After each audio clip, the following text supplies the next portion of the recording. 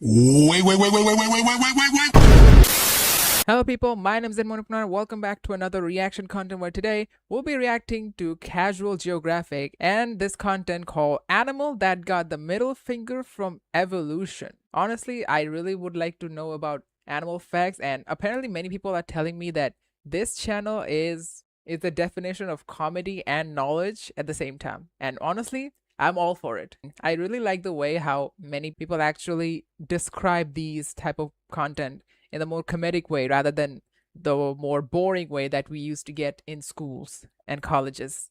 So yeah, without further ado, we're gonna see how far does it goes. By the way, this has 17 million views, currently the most popular video of his channel. So let's see how does it goes. Also this model is made by Rachel Red. If you want to go check her channel out right here. Anyway, and let's get right into it. 3, 2, 1.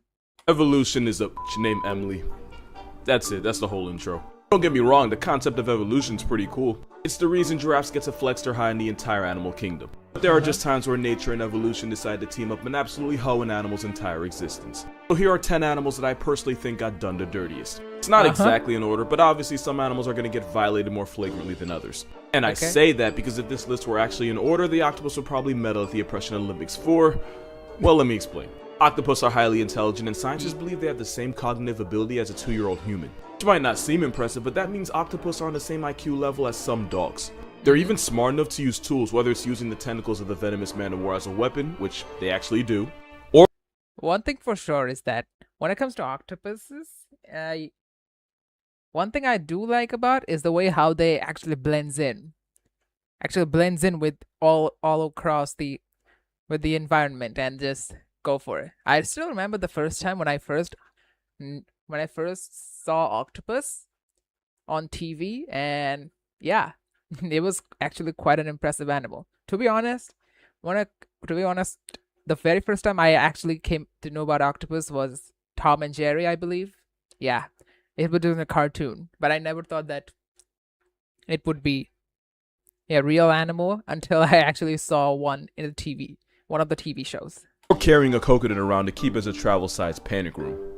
Oh yeah, I do remember. If I'm not wrong, octopus do in fact keep themselves protected in clamshells. But being smart is the only thing they have going for them. First of all, most octopus come into the world as orphans. The mother octopus will spend months guarding and washing her nursery of up to 50,000 eggs. Wow, 50,000? What do they do with all these 50,000s? Since it's too dangerous to leave them alone, and since there's no daycare underwater, she often won't eat the entire time. Which means once the clutch of eggs are finally ready to hatch, the mother is shriveling, starving, and ready to become initials on a Twitter bio. Struggle. I see. Okay, I see. Doesn't end there. In fact, that's when it starts. These babies the size of a grain of rice have to figure out life in an ocean full of animals that'll actually try to put an end to it. It's so bad that out of the 50,000 children, if more than 2 survive to adulthood, it's considered overachieving. That honestly wouldn't be a big deal if nature didn't already nerf them with their lifespan. It's so ridiculously short that a majority of octopus species that live life to the fullest still won't be alive for their first birthday. Wow. So like they completely got nerfed out by the developer, aka God. I mean the Almighty Allah, so that they can never grow up again. So they can never grow up again. Okay. Octopus means you can be born on New Year's, have a midlife crisis by June, only to be a memory by October. Giving an animal high intelligence just to cut its life after 1 to 2 years just seems like an intentional dick move. And because they have no... Oh yeah, I've seen that. Hold on. After 1 to 2 years just seems like an intentional dick move. Yeah, I've seen that. They just whoop. And because they have no shell or no armor, they'd honestly be lucky to live that long. Having no real way to defend themselves means a good number of them end up a sea lion's chew toy or a dolphin's frisbee. To be fair, octopus do have camouflage. In some cases, highly toxic venom. Oh yes. Hold on. To be fair, octopus do have camouflage. In some... Oh yeah, this octopus right here. I heard this is the most venomous, or should I say the most venomous octopus amongst all. So don't even ask me why he's holding it. Yeah, I was wondering why you're holding a venom.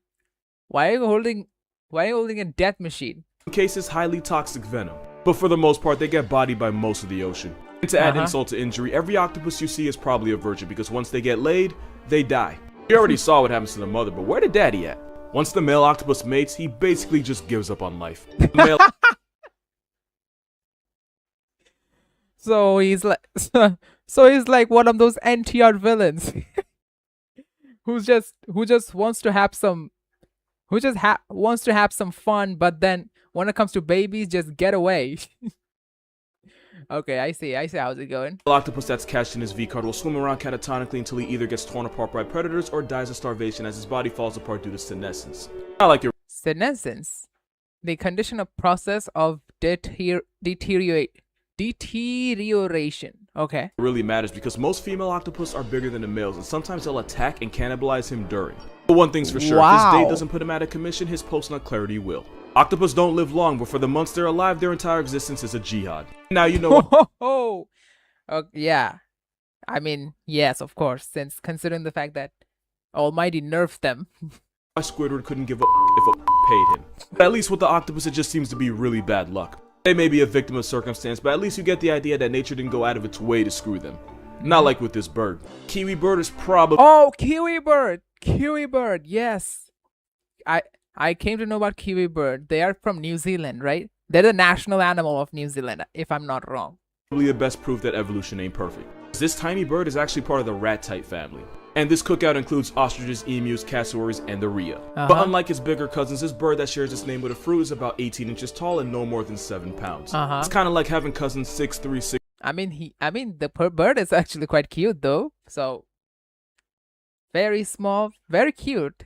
6'4" and 6'6", yet you came out looking like Tory Lanez. Like your family's tall enough to fit in an NBA locker room, yet you get it from a chair and stay the same height. But of course, nature wasn't done screwing with this bird because, like its relatives, they can't fly. Yeah. Yeah, I did hear about it. They are one of the flightless birds. Totally flightless, and despite being related to ostriches, a Jurassic reject, and a bird that literally won a war against Australia, kiwi's about as defenseless as the fruit that got named after it. Basically, you're looking at a bird that can't bird. The kiwi is such light work that they can only survive on islands without any mammalian predators, because they're really a couple stray cats away from being put in the history books. Speaking of kiwi, how many of you actually did try kiwi in your life? I'm pretty much sure. Sometimes I feel like I am the only one who never tried kiwi, or maybe I'm over exaggerating. But honestly, I have never tried kiwi fruit in my life. And somehow, that's not it. Because nature shrunk everything about this bird. Everything except the eggs they have to push out of their body. What? A bird this size? Laying this size of egg? What the hell? Why did Almighty have to do this? What? Despite being about 60 times. Wow. Kiwi, emu, they are all the same size. And so is the kiwi, despite being this much small. Wow, that is a concern. Smaller kiwis have to deal with eggs nearly the same size as an ostrich's. And at 20% of its body weight, that would be like the average woman birthing a 35-pound baby. Yeah. With the same equipment. It's such a hell to live that the egg actually rearranges the bird's organs and stretches its rib cage. Oh, no. That is definitely genuinely very upsetting, not gonna lie. Many things wrong with them for me not to think nature had serious beef with this bird. Especially when you realize the kiwi's closest ancestor was the elephant bird, which was about 10 feet, 1,600 pounds. Oh, this was definitely from the dinosaur era, I believe. So yeah, they got nerfed bad. At least they didn't get hit as hard as, say, the sloth. For being Oh yes! Sloths! Yes. I came to know about them from the Go Diego Go show. Yeah, very long time ago. But never seen them in real life though. Until at the very end where they actually showcased a real picture of sloth. Really honest here, the sloth has almost nothing going for it. Because they insisted on eating nothing but leaves, their diet makes them one of the slowest animals on the planet. Yeah. Because they physically can't afford to spend energy they don't have, because going into debt would mean death. It's to the point where baby sloths have to quite literally hold on for dear life, because if it falls to the jungle floor, the mother likely won't waste the energy trying to get it back. And that's because if you're a sloth, leaving this tree is the most dangerous thing you'll ever do. Sloths only poop about once a week, and when they do, they'll climb out of the tree and get on the ground to do it. Why they don't just drop a deuce from the trees, I couldn't tell you. Nobody knows what goes on in their heads. But this means about half of all sloth deaths involve getting clapped on the toilet like Elvis. One thing sloths have going for them is that they're so mind-numbingly slow that algae actually grows on them, giving them free camouflage. Ah, yes. I don't think they're definitely as slow as snails, I believe. Snails are definitely way slower, right? In terms of physical movement. There's a catch. There is always a catch. When one of your biggest ops is an eagle with quite literally some of the best eyes in the world, wearing a moss blanket isn't gonna amount to too much. Oh, and you know no! Stupid eagles. Evolution was actively with them because sloths are actually really good swimmers and can hold their breath for 40 minutes, longer than dolphins and seals. Oh, that's actually cool though. At least they can swim. But it means almost nothing when most of the time they go swimming is by accident when they fall out of a tree. And that weak-ass doggy paddle might save them from drowning, but it won't save them from getting murked by an anaconda or a black king. Oh, yeah. Anaconda. I thought they were pythons. Or, of course, the alligators is also a big concern. But the really sad part is, sloths could actually be way better than this. Its close relatives, the armadillo and anteater, are able to put the same Oh wait, the anteaters. claws that it has to good use, and anteaters have even been known to swing on jaguars. You have a homicidal vacuum cleaner. Oh, also about the anteaters. I also did get to know about anteaters from the Pink Panther show. You know, that famous blue anteater. I liked that show a lot when it was first aired. That has put jaguars and people in coffins. And then you have a moss blanket with a face. Just like the kiwi, the sloth used to be better than this. Megatherium, aka the giant ground sloth, was in the same weight class as elephants, and they actually knew how to use those claws. Giant ground sloth? So how big are they? Oh, hold on. Let me do a little bit of. Wow, holy, they're actually quite big. Okay, I see. Claws. So much so that if Ice Age were realistic, Sid would have worn Diego's ass like a fur coat. But its massive size ended up screwing it in the end, as they basically got hunted into oblivion by humans, leaving us now with the virtually defenseless, dead-eyed, slower than molasses algae apartment that we call the sloth. You know that thing on I mean, there's no denial.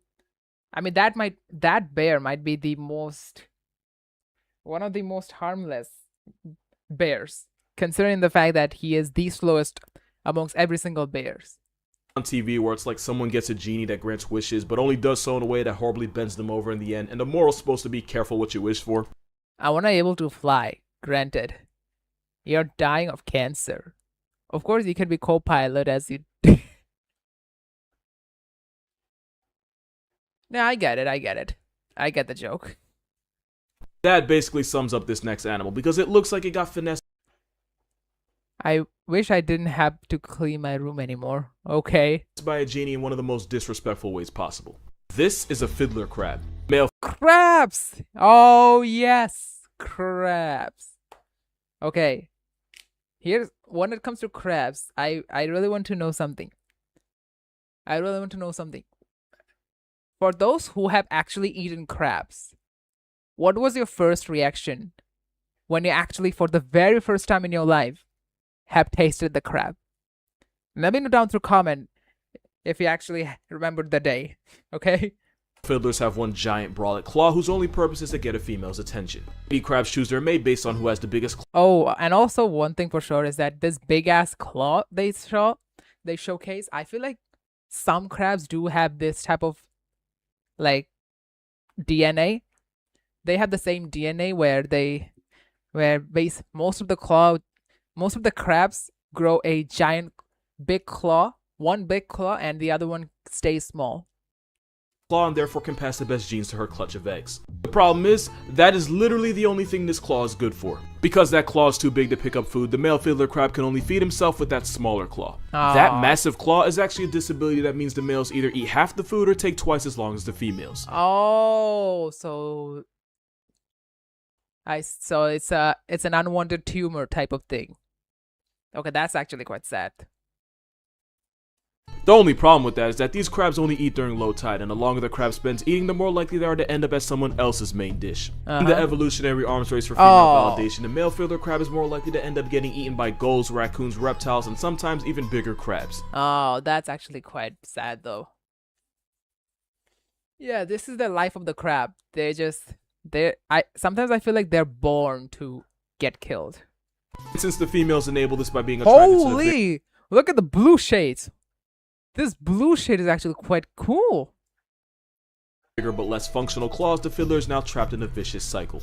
By preferring males with a trait that quite literally gets them put on a shirt, the females indirectly screw the next generation. Gotta be careful what you wish for, especially if you're this next animal. Because the peacock has the same problem. Peacock! Peacock! Yes! I still remember the day when the very first time, from in front of my eyes, I have seen peacocks. So the other day, you don't know, the other day, it was at the, here in Bangladesh, we have many types of zoos and safari parks. So when the very first time I gone to zoo, and for the very first time when I saw the peacock, I was like, wow, it's actually quite beautiful. And matter of fact, that peacock, in terms of the sheer size, alongside with their feathers, it was actually quite long, not gonna lie. It was quite long and at the same time very beautiful looking. On steroids. We can all agree that the peacock is the biggest flexor in the animal kingdom, and rightfully so. Yes, of course. They're like the biggest flex animal. And just like with the crab and basically every other aspect of life, bigger is most certainly better. The more colorful and eye-catching, the better the peacock's chances at bagging a peahen. They'll even shimmy their tail feathers in a way that hypnotizes any female watching. But like I said, never make a deal with a genie. Because the good news is a peacock showing off will always be the center of attention. Bad news is sometimes that attention comes from a 700-pound assault weapon with stripes. Oh, and because then that would be a bad sign. Like, imagine you're trying to showcase everyone how much flex you have with your feathers, and then out of nowhere, this motherfucker comes in and get attracted to your, booty dance.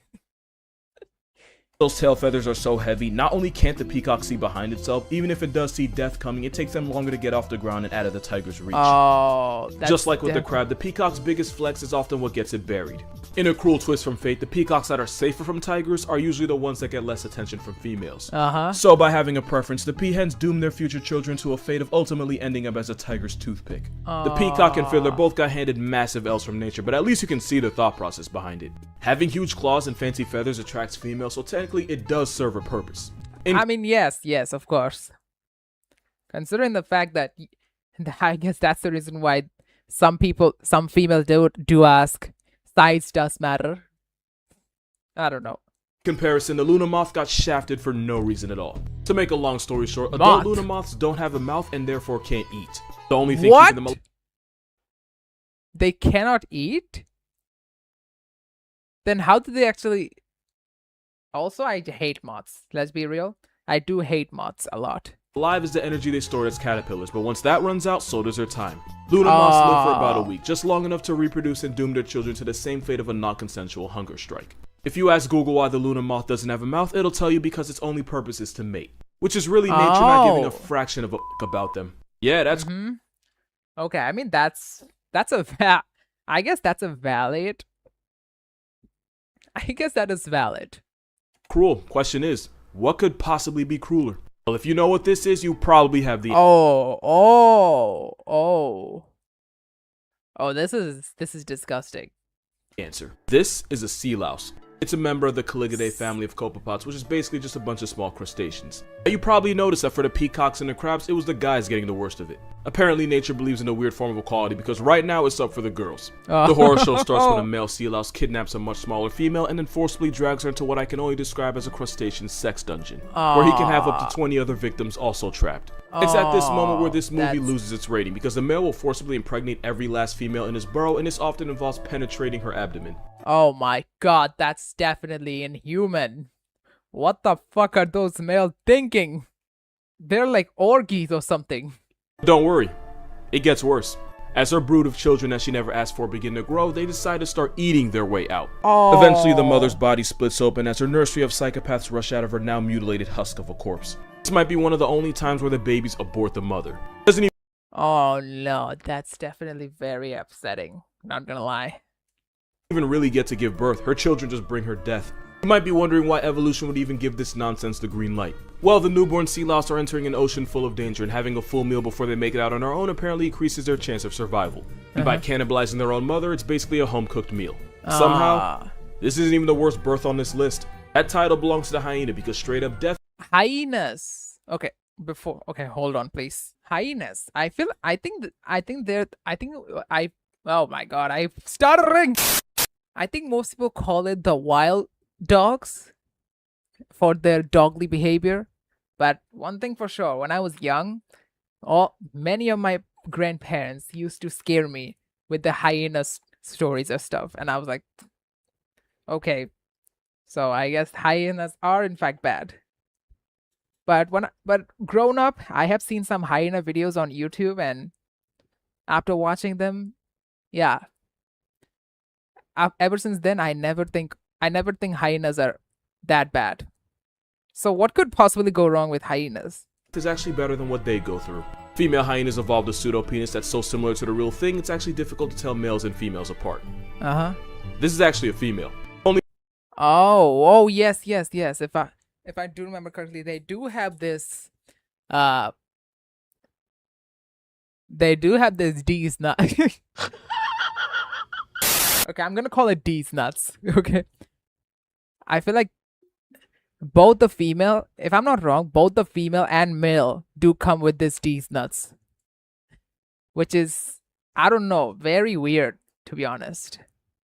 The problem is, it's not just for show, they actually have to give birth to that thing. And yes, it's every bit as painful as you think. And just to yeah, I can definitely think about that. somehow make it even worse relative to the mother's size, hyenas have to give birth to the largest cubs of any carnivore, and they have to do it through a penis. A good amount of first-time mothers don't even survive this because the process involves rupturing and splitting open the pseudo to make it easier for the cub.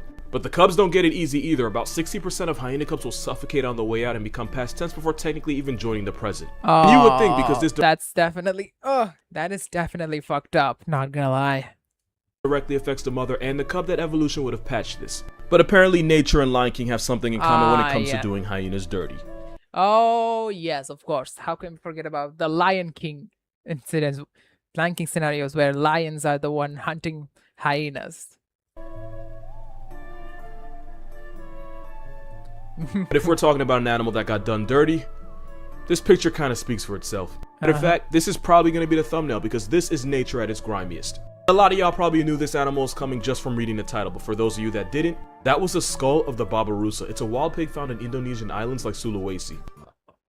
This definitely feels like he got a punishment or something. It definitely feels like it's a punishment for him or something like that. Like, why on earth? Why on earth these teeth are? You know what? I'm not even gonna talk about it. If you already knew that, it's probably because of those teeth. Those tusks penetrate out of its snout only to do a complete 180 and head right back towards its face. If the male babirusa can't wear down this hellish overbite or he doesn't lose them in a fight, then the teeth will end up growing right back into his head, penetrating the skull and ultimately piercing the brain. But the worst part of it all is that by the time it gets clapped by its own dental plan, the babirusa's probably already had children and therefore passed on its bullshit to its kids. Oh, that's definitely very sad. Sad though. It's a lot like Parkinson's. Okay, hear me out. The problem with Parkinson's is that it usually develops late in life, usually around the age of 60. And patients can have it for years without being diagnosed. So by the time they do find out, it's possible they could have already had kids and grandkids that they could have passed it off to.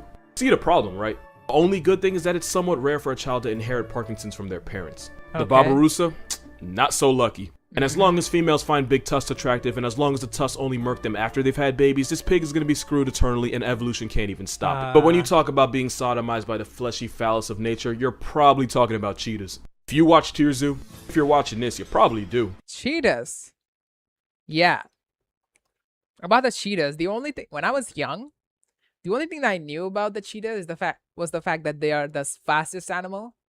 And that's pretty much it. I never knew how they actually know how they actually behave until I saw some videos, and according to those videos, they say that they're literally the replica of cats, but made for wildlife. And matter of fact, they don't even growl. They actually meow. They actually do meow like your ordinary house cats.